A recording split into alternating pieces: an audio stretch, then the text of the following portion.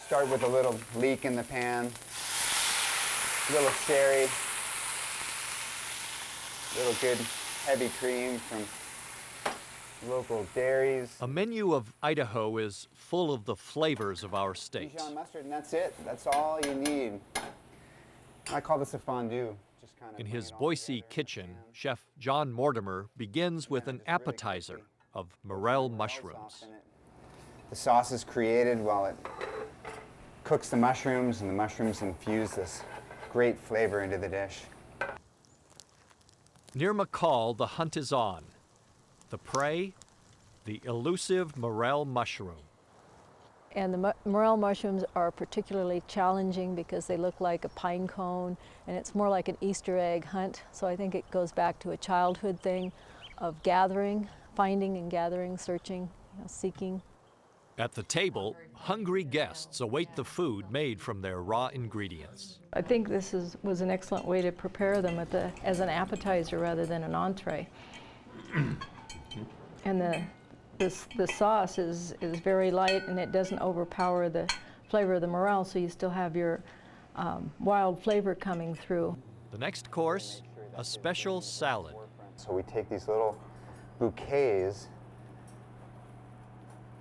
and we'll wrap them in a little, kind of like a napkin ring. I had this idea kind of pop into my head about a napkin ring and how you could do that with food.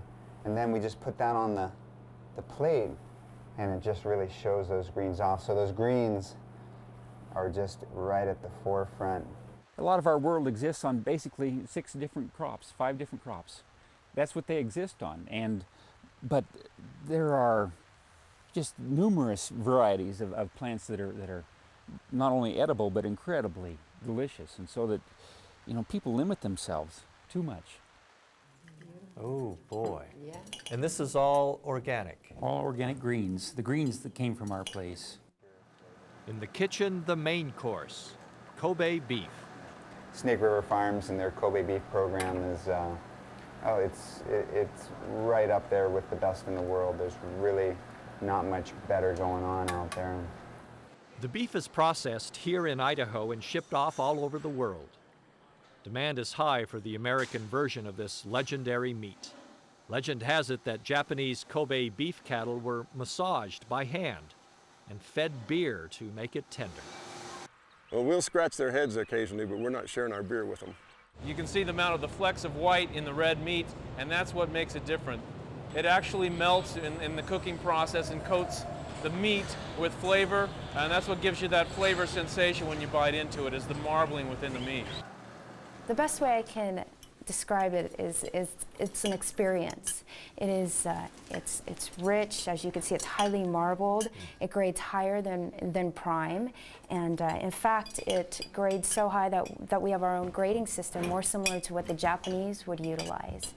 The wines tonight are local too, from Hell's Canyon Winery in Sunny Slope. Dinner party like this, I think it's nice to cook with Deerslayer Syrah and drink Deerslayer Syrah. I mean, I think that we'll find it very compatible. Ah, dessert. Tonight, something featuring the humble huckleberry. We're going to use it to make some ice cream, and all ice cream really just starts as a custard, just a little vanilla bean custard here, and then we'll just take that custard and put it in an ice cream machine. And then when that ice cream is just about done, we'll blend some of that huckleberry preserve on it. This is the sort of spot most people picture when they think of prime huckleberry habitat.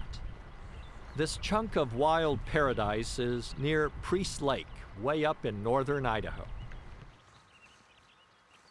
Well, in this part of the country, they will grow as low as 2,000 feet. They're found all the way around Priest Lake. You can find them down near Lake Pend Oreille, Coeur d'Alene Lake. But really the most productive colonies are typically found 4,000 to 6,000 feet elevation. Wow, what a treat.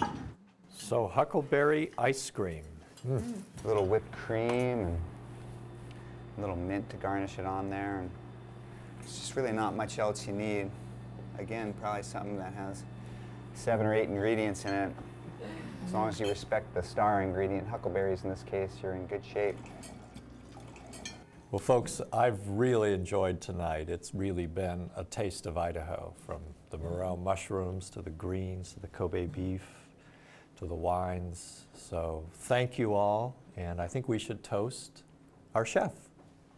John Mortimer. To John Mortimer. John Mortimer, a real Idaho boy.